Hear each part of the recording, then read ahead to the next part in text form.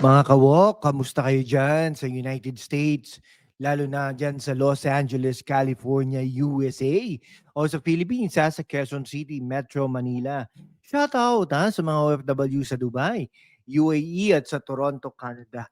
Ako si Lan, your hashtag walk with Lan buddy, bringing you Pinoy political tea from Manila to the Middle East para sa mga kabataan at OFWs na gustong maging woke sa issues natin mga kaibigan. Hoy, grabe. No, imagine habang tayo struggling sa remittance visa. Excuse me po. O sa high tuition sa Pilipinas, may mga politiko na parang ang probinsyano of action sa corruption. Today, we are diving into this bomba.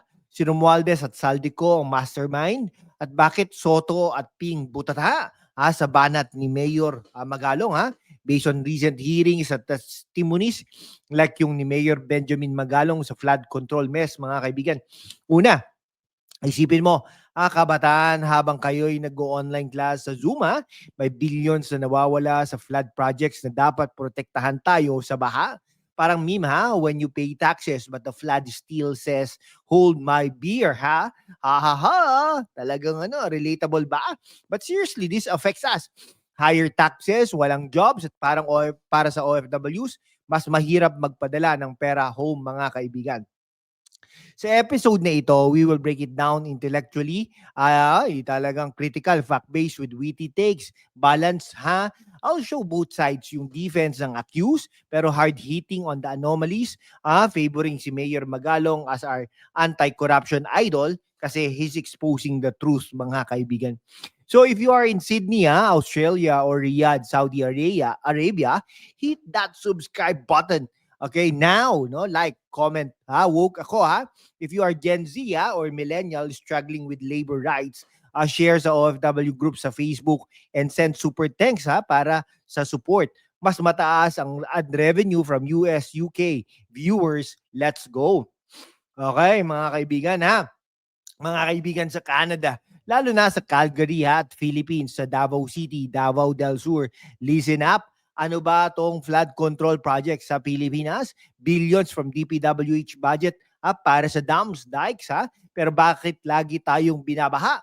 Based on testimonies like ni Curly Discaya sa press conference, napupunta raw commissions kina Speaker Martin Romualdez at Representative Saldico allegedly. Okay, grabe sus Ginoo. Parang sa manihis pero ang nagnanakaw ay nasa Kongreso mga kaibigan. Okay. Sabi ng defenders like sa House statements, walang proof, just allegations.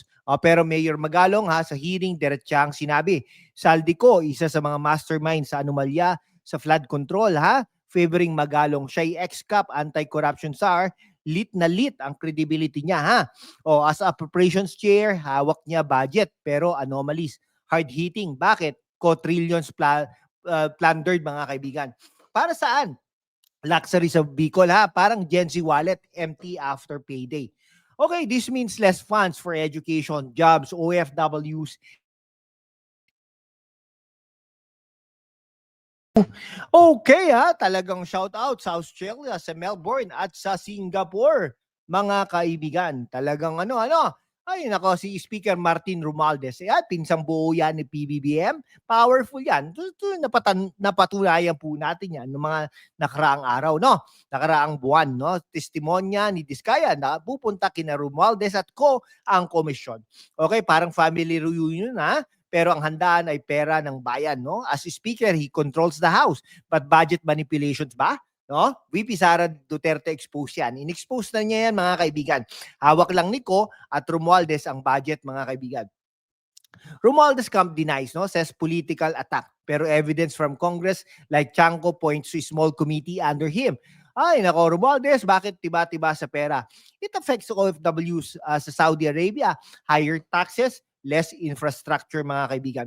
Isipin mo isang OFW sa Jeddah, Saudi Arabia. Nagpapadala ng pera pero baha pa rin sa probinsya. Okay, talagang blame the mastermind. Ang tanong, sino ang mastermind mga kaibigan?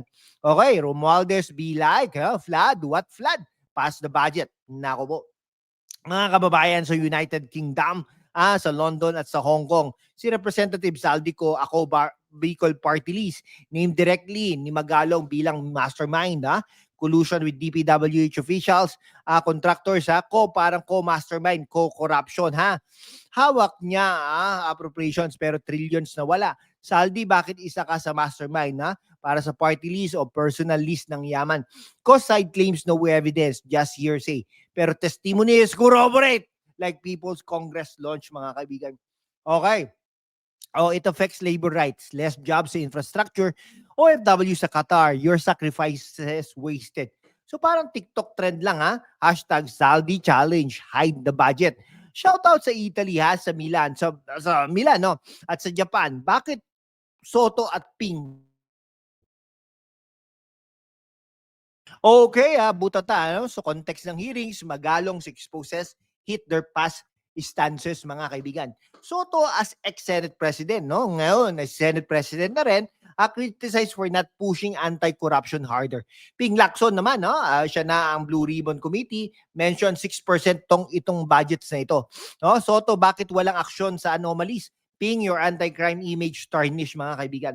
So link to establishment, slow on reforms, Soto be like, eat bulaga, pero eat budget din, mga kaibigan. Okay, Soto defended, no? Yung kanilang bloke. Pero Magalong's ballot expose systemic issues they overlook, no? Sabi ni Magalong, his direct naming shakes them. Butata talaga, mga kaibigan.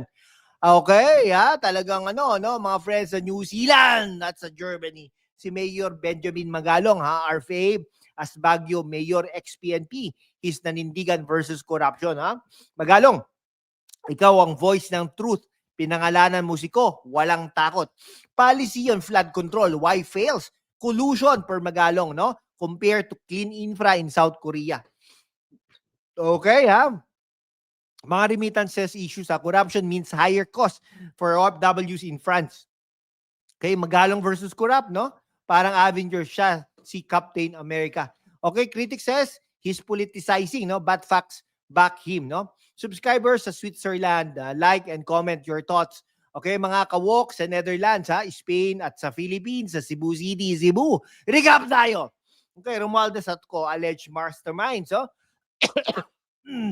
flood mess. Soto at Ping, hit by Magalong's truth, pero the evidence points to systemic corruption affecting youth, jobs, OFW remittances. We need more like Magalong, woke leaders, si Barganza yata, no? Pero hindi si Vico Soto. Subscribe para weekly videos, and daily videos. Like if you are in Taiwan or Qatar. Comment, support Magalong. Share sa group sa Austria or Iceland. Send super thanks, especially from high revenues spots like US, UK, Canada, para mas maraming content para sa mga kabataan at OFWs. Hashtag Walk with Lan.